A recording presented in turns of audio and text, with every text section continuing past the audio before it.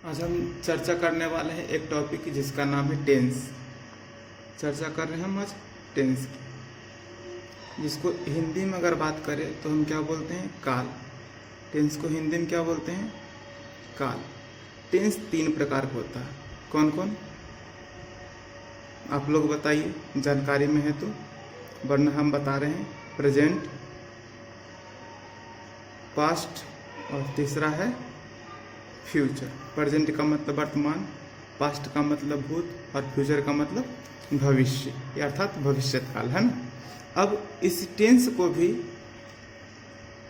Divide किया गया है 4 में, और क्रमशः अगर देखें तो सबसे पहला है इंडेफिनिट। क्या है, इंडेफिनिट। दूसरा है कंटिन्यूअस। क्या है, कंटिन्यूअस। और तीसरा है परफेक्ट। क्या है, परफेक्ट। और चौथा है परफेक्ट कंटिन्यूअस। क्या है, परफेक्ट कंटिन्यूअस। अब यहाँ पर थोड़ा सा ध्यान रखेंगे कि इंडेफिनिट को कहीं कहीं सिंपल भी बोला जाता है ना। कंटिन्यूअस को कहीं कहीं प्रोग्रेसिव भी बोलते हैं। क्या बोलते हैं, प्रोग्रेसिव या इम्परफेक्ट। और क्या बोलते हैं इसको, इम्परफेक्ट। इन नामों से भी इसे जाना जाता है।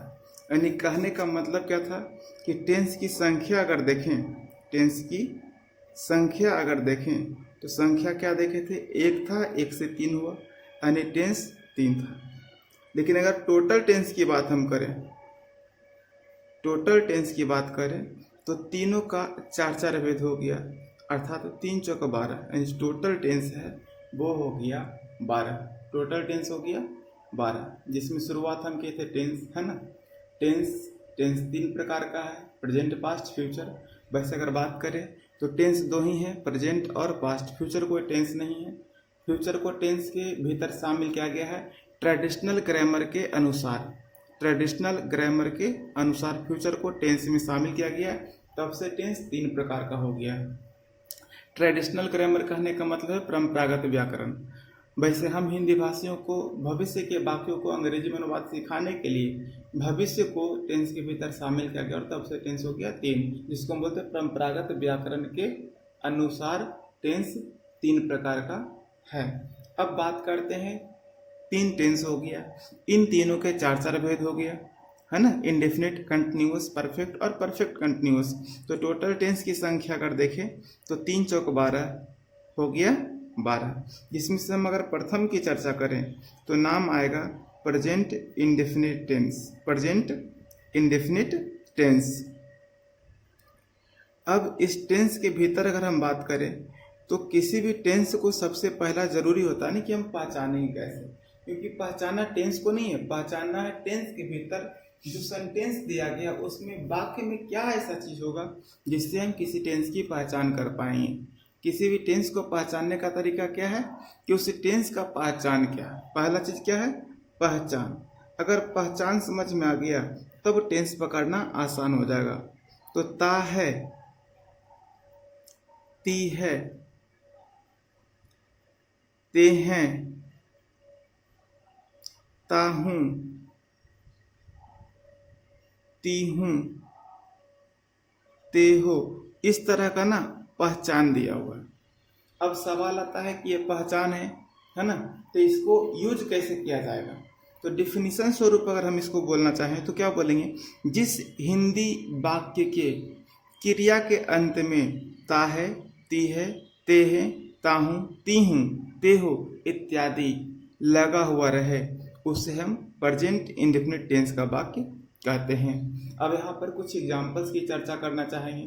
तो एक गाना था ना, उसमें गाना ही था, जाती हूँ मैं जल्दी है क्या। तो जाती हूँ मैं जाती हूँ, उसमें ती हूँ मिला, पहचान के रूप में क्या मिला, ती हूँ। दूसरा गाना था, जाते हो परदेश पिया, तो उसमें क्या मिला, ते हो।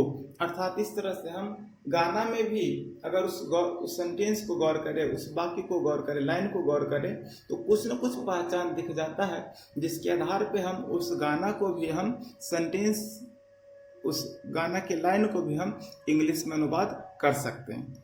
अब यहाँ पर तो आया कि ता है ती है ते हैं से हम पहचान जाएंगे कि दिया गया बाकी प्रेजेंट इंडेफिनिट टेंस का है। तो जब पहचान जाएंगे तो सवाल है फिर उसको बनाएंगे कैसे, तब आवश्यकता पड़ेगा नियम का। क्या चीज़ का आवश्यकता पड़ेगा? नियम का। तो नियम को अगर गौर करें तो सबसे पहले वाक्य को शुरुआत करने के लिए एक सब्जेक्ट आएगा, उसके बाद V1 या V5 का प्रयोग किया जाएगा और तब एक ऑब्जेक्ट आएगा। अब सवाल आता है कि V1 क्या होता है और V5 क्या होता है। तो कोई भी क्रिया मूल रूप में V1 होता है, कोई भी क्रिया मूल रूप में V1 होता है। जैसे अगर चर्चा करें, गो हो गया, रन हो गया, प्ले हो गया, इट हो गया, मतलब जाना, दौड़ना, खेलना, खाना, पीना, ये सभी क्या है? क्रिया है। अब क्रिया को पहचानने का तरीका हम बोले तो एक बात अगर हिंदी में बोले है ना, तो ये बोले कि किसी भी क्रिया के अंत में ना लगा होता है, या दूसरी चीज बोल दे कि जिस शब्द के अंत में ना होता है वो क्रिया कहलाता है। जिस शब्द के अंत में ना होता है वो क्रिया कहलाता है। अब यहाँ पर एक बात आपको समझ में आएगा कि जिस शब्द के अंत में ना होगा वो क्रिया कहलाएगा। तो कुछ शब्द है जिसको हम बोलते हैं सोना, क्या बोलते हैं? सोना, इसके अंत में भी ना है। उसी प्रकार से बोलते हैं सोना, इसके भी अंत में ना है। उसी प्रकार से बोलते हैं सोना और इसके भी अंत में ना ही है। पर तीनों का अगर स्पेलिंग लेकर चलेंगे तो पता क्या चलेगा कि ये स्लीप है। क्या है? स्लीप, जिसका हिंदी होता है सोना। ये सोना है जिसको हम सोना ही बोलते हैं, और ये सोना है जिसको हम गोल्ड बोलते हैं। तो जो वर्ब है वो तो वर्ब ही रहेगा, लेकिन जो नाउन है वो कभी सोना, वो कभी वर्ब नहीं बन सकता। यानी कहने का मतलब है कि जिस शब्द के अंत में ना हो वो वर्ब तो है, जिस शब्द के अंत में ना हो वो वर्ब तो है, पर नाउन को छोड़कर, नाउन को छोड़कर, नाउन को छोड़कर। जैसे पटना जगह का नाम है, पटना जगह का नाम है, तो नाम को हम नाउन बोलते हैं और नाउन को छोड़कर बात करेंगे, नाउन को छोड़कर बात करेंगे। सपना किसी का नाउन है, सपना किसी का नाम है, सपना एक लड़की का नाम है, और हम सपना को अगर सपना के रूप में रख रहे हैं तो हम इसको छोड़ देंगे। लेकिन अगर सपना देखना हो जाएगा तो वो वर्ब है। तो हम बात अब जिसकी कर रहे हैं वो है V1 V5 की। तो किसी भी क्रिया में जब हम S या ES का प्रयोग करते हैं तो वो क्या बन जाता है? V5 बन जाता है। क्या बन जाता है? V5। S या ES लेने के बाद कोई भी क्रिया V5 बन जाता है। दूसरी चीज, V1 हमेशा प्लूरल होता है, V1 हमेशा प्लूरल होता है, और V5 जैसे ही S ES लेता है वो सिंगुलर बन जाता है। ये सिंगुलर हो गया V5 के रूप में। अब गो के साथ हम क्या करते हैं? ES लगाते हैं, ये गोज बन गया जो कि V5 कहलाता है। रन के साथ में हम S लेते हैं, रन बन गया। प्ले के साथ में S लेते हैं, प्लेज बन गया। इट के साथ में हम S लेते हैं, इट्स बन गया। और ड्रिंक के साथ में हम S लेते हैं, ये ड्रिंक्स बन गया। स्लीप के साथ में हम S लेते हैं और ये स्लीप्स बन गया। इतना सारा चीज का आप ध्यान रखेंगे।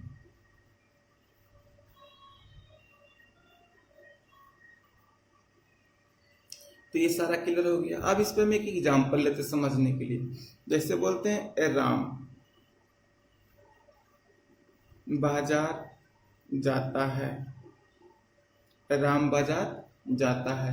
तो यहाँ राम क्या है? हिंदी वाक्य के अनुसार अगर बात करें तो हिंदी वाक्य में सबसे पहले सब्जेक्ट आता है, तब कोई ऑब्जेक्ट आता है, और तब वर्ब आता है। और जब वर्ब आएगा उसी के साथ में पहचान छुपा हुआ रहेगा।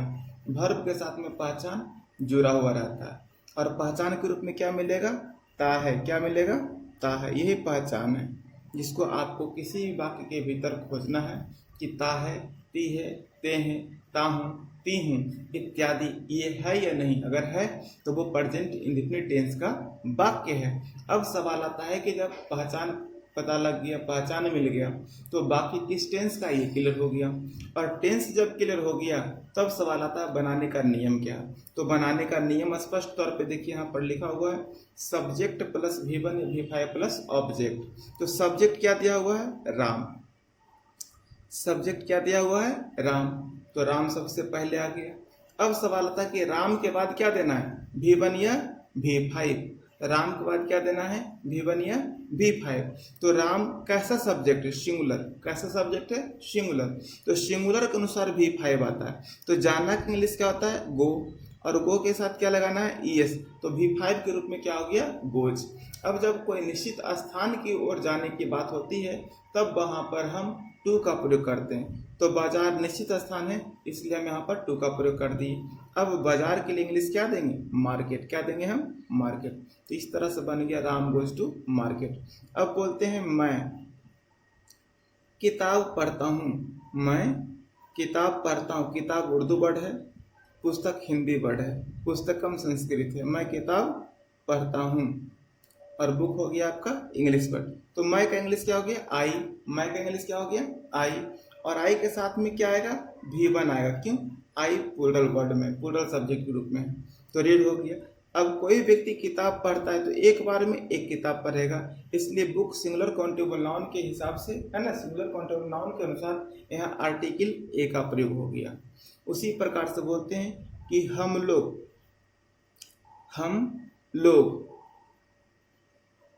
खेलते हैं।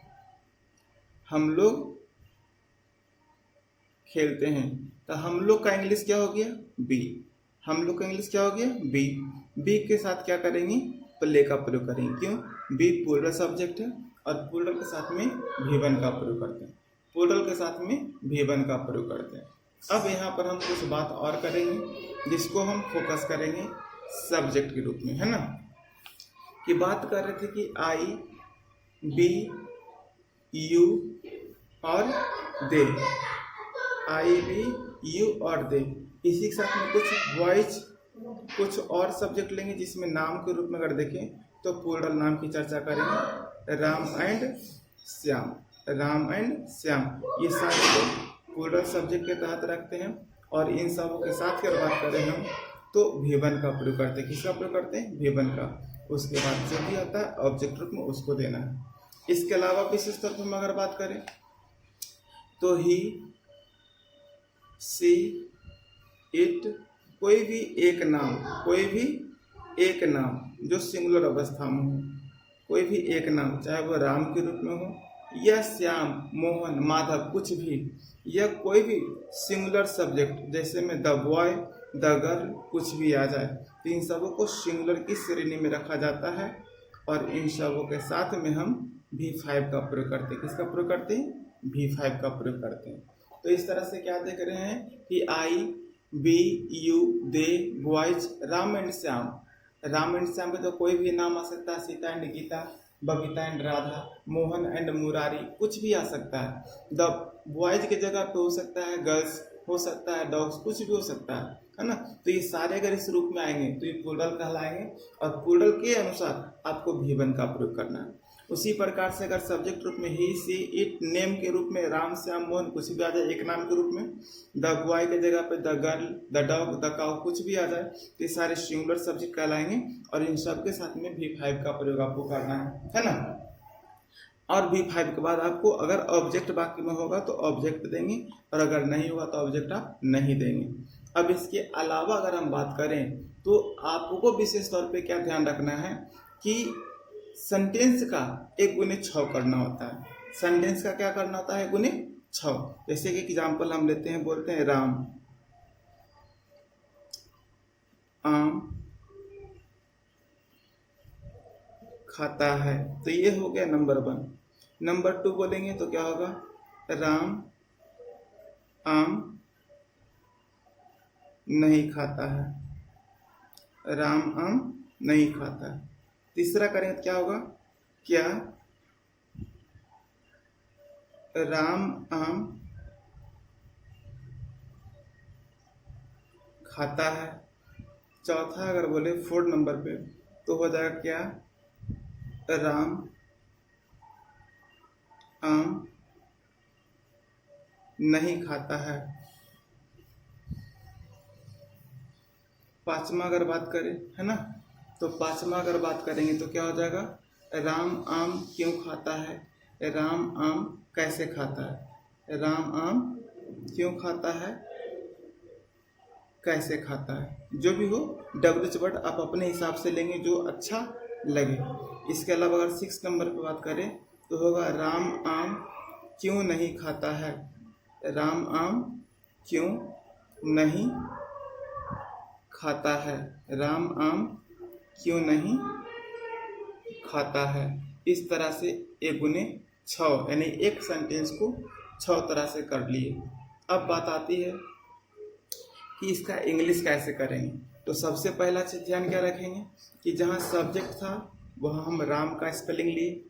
V1 या V5 में से क्या आएगा, तो अभी बताए थे कि सब्जेक्ट अगर सिंगुलर होगा तो V5 का प्रयोग करेंगे, है ना। तो राम के अनुसार यहाँ पर इट्स का प्रयोग करेंगे V5 रूप में, और ऑब्जेक्ट रूप में मैंगो है, सिंगुलर काउंटेबल नाउन के हिसाब से ए लगा देंगे, तो हो गया राम इट्स ए मैंगो। दूसरा सेम कंडीशन आएगा, राम आएगा, पर यहाँ ध्यान क्या रखें, जब नेगेटिव करेंगे क्या करेंगे, नेगेटिव करेंगे तो नेगेटिव में हमको डू प्लस नॉट का प्रयोग करना होता है, डू प्लस नॉट का प्रयोग करना था, तब V1 देते हैं और ऑब्जेक्ट देते हैं। यहाँ से एक बात ध्यान रखें, नेगेटिव से टोटल सेंटेंस में, टोटल टाइप में V1 का प्रयोग करना है, और जहाँ सिंगुलर अवस्था में होगा वहाँ पर डज प्लस नॉट का प्रयोग करना, डज प्लस नॉट का प्रयोग करना, और सारे में V1 का प्रयोग कर करके ऑब्जेक्ट देना। तो डू नॉट और डज नॉट विशेष रूप से इसका ख्याल रखेंगे और इसी के ऊपर आगे सेंटेंस को बनाते जाएंगे। तो हम क्या करते हैं कि नेगेटिव करने के लिए बाकी को क्या चाहिए, हमको डू या डज में से कोई एक। तो सब्जेक्ट अगर सिंगुलर है तो हमको क्या लगाना पड़ेगा, डज लगाना पड़ेगा। नेगेटिव के लिए क्या देना होगा, नॉट का प्रयोग करना होगा, और यहाँ से सारे में V1 का प्रयोग करना है। क्यों, डज V5 के रूप में आ गया, इसलिए एक साथ में 2 V5 नहीं होता है, इसलिए सिंगुलर अवस्था में यहाँ पर हमको क्या रखना पड़ेगा, इट रखना पड़ेगा, और ऑब्जेक्ट रूप में ए मैंगो देना पड़ेगा। तो बन गया सेंटेंस क्या, Ram does not eat a mango. अब तीसरा में हमको इंट्रोगेटिव फॉर्म में डज को सिर्फ आगे करना है और सेम चीज को छाप देना, यानी Ram eat a mango, does Ram eat a mango. अब सवाल आता है कि यहाँ पर डज जो हम आगे किए हैं तो उसके छापने का मतलब क्या है। अगर इसमें से क्या को निकाल देंगे तो राम आम खाता है, जो कि ऊपर आपको दिखाई दे रहा है, तो राम इट्स ए मैंगो यहाँ पर है, डज आगे आ जाने के बाद ए सट गया तो राम इट ए मैंगो बच गया, ये छाप दिए। अब सेकेंड में अगर क्या और नहीं को निकाल देंगे तो यहाँ से डज आगे आ गया। अब सेकेंड नंबर को देखें, Ram does not it a mango में डज निकल गया तो Ram not it a mango शेष यहाँ पर क्या आएगा, एडजस्ट हो जाएगा, यानी does Ram not it a mango, does Ram not it a mango, does Ram not it a mango, does Ram not it a mango. इसी प्रकार से 5वां नंबर करेंगे तो यहाँ पर क्यों, क्यों का स्पेलिंग होता है WH वर्ड के रूप में वाई, क्या होता है वाई, और वाई के बाद अगर देखेंगे 5वां नंबर को तीसरा नंबर से मिला करके कि क्यों अगर इसमें हटा दे तो राम आम खाता है, इंट्रोगेटिव फॉर्म में अगर आएगा तो does Ram eat a mango शेष बच जाता है, जो यहाँ पर आपको एडजस्ट करना है। Why does Ram eat a mango. और छठा की बात करें तो सेम यहाँ पर आएगा, why does Ram not it a mango, why does Ram not it a mango, not it a mango. अच्छा, एक चीज़ आप इसमें आप ख्याल रख सकते हैं कि डज और नॉट को जो हम अलग अलग लिखते हैं, अगर आप चाहें तो इसको एक साथ वाई डजंट कर सकते हैं, ये आपके पास में ऑप्शन है, why doesn't Ram eat a mango, why doesn't Ram eat a mango, ये आप कर सकते हैं। डज नॉट को एक साथ आप डजंट के रूप में इस्तेमाल कर सकते हैं, why doesn't Ram eat a mango. तो ये 1 गुने 6 भी आपके साथ में हिंदी का बाकी को कर करके रख दिए हैं, है ना। आप इसको गौर अगर करेंगे तो बढ़िया से आप इसको समझ जाएंगे। आप इस पे एक से एक एग्जाम्पल लेकर के बना सकते हैं, है ना। एग्जाम्पल आपके सामने हम प्रेजेंट कर दे सकते हैं। दूसरा, आप एक्सरसाइज अगर किताब को खोलेंगे ऑक्सफोर्ड करंट इंग्लिश ट्रांसलेशन, तो उसमें एक्सरसाइज आपको न्यू वाले बुक में एक क्या 91 एक्सरसाइज मिल जाएगा, और अगर किताब आपका पुराना होगा तो उसमें 75, 76, 77 लगातार आपको मिल जाएगा। आप उसको देख करके बना लीजिएगा। वैसे 4-5 एग्जाम्पल आप कर करके देख लेंगे तो ज़्यादा बेहतर होगा। कुछ एग्जाम्पल आपको हम ही दे देते हैं, जैसे यहाँ पर देखें, राम बाजार जाता है, एक सेंटेंस यहाँ लिखा हुआ है। दूसरा है मैं किताब पढ़ता हूँ। तीसरा है हम लोग खेलते हैं। आप इस 3 सेंटेंस का 1 गुने 6 कर लीजिए प्रैक्टिस के लिए, है ना। और कमेंट करके बताइए कि आप इसे सीखे या नहीं सीखे। अपने सारे दोस्तों को बताइए, है ना, जो भी पढ़ना चाह रहे हैं, सीखना चाह रहे हैं। हम इस पर टोटल वीडियो शेयर करेंगे और बेसिक से जानकारी देते हुए आगे तक लेकर के जाएंगे। और जो भी होगा जानकारी के लिए अपडेट करना, वो आप हमें कमेंट अगर कर देंगे, मैसेज कर देंगे, तो आपके पास हम टोटल वीडियो की जानकारी शेयर कर देंगे, लिंक शेयर कर देंगे बना कर। अब यहाँ पर एक चीज़ और, आपको अगर दिक्कत होगा स्ट्रक्चर समझ में आने के लिए, है ना, तो हम आपको स्ट्रक्चर के साथ यहाँ पर लिख देते हैं सब्जेक्ट प्लस V1 या V5 प्लस ऑब्जेक्ट। ये हो गया स्ट्रक्चर फर्स्ट, है ना। सेकेंड अगर करेंगे तो नेगेटिव होगा, यानी सब्जेक्ट प्लस डू या डच प्लस नेगेटिव के लिए क्या होगा नॉट, और तब क्या होगा V1 और ऑब्जेक्ट। तीसरा करेंगे तो हो जाएगा इंट्रोगेटिव, मतलब डू या डच का प्रयोग हम सबसे पहले करेंगे, तब क्या होगा सब्जेक्ट होगा, और तब क्या होगा V1, है ना। उसके बाद क्या है ऑब्जेक्ट आएगा, और लास्ट करने के लिए साइन ऑफ इंट्रोगेशन यानी कि प्रश्नवाचक चिन्ह का प्रयोग करेंगे। इसके अलावा 4 नंबर पे जब चलेंगे तो डू या डच होगा सबसे पहला काम। दूसरा काम सब्जेक्ट का प्रयोग करेंगे। तीसरा नेगेटिव के लिए आप नॉट का प्रयोग करेंगे। चौथा V1 देंगे, और पांचवा ऑब्जेक्ट के साथ में एक प्रश्नवाचक चिन्ह ऐड करेंगे सेंटेंस को एंड करने के लिए। 5वां नंबर पे WH वर्ड का प्रयोग करेंगे, WH वर्ड का प्रयोग करेंगे। इसके अलावा डू या डच देंगे, और तब क्या देंगे डू या डच के अलावा सब्जेक्ट देंगे। सब्जेक्ट के बाद क्या देंगे V1, और तब एक ऑब्जेक्ट देंगे, और सेंटेंस को लास्ट करने के लिए साइन ऑफ इंट्रोगेशन, ये क्वेश्चन मार्क या प्रश्नवाचक चिन्ह। छठा जब करेंगे तो क्या होगा WH वर्ड होगा सबसे पहला। दूसरा क्या होगा डू या डच में से कोई भी एक अकॉर्डिंग टू सब्जेक्ट।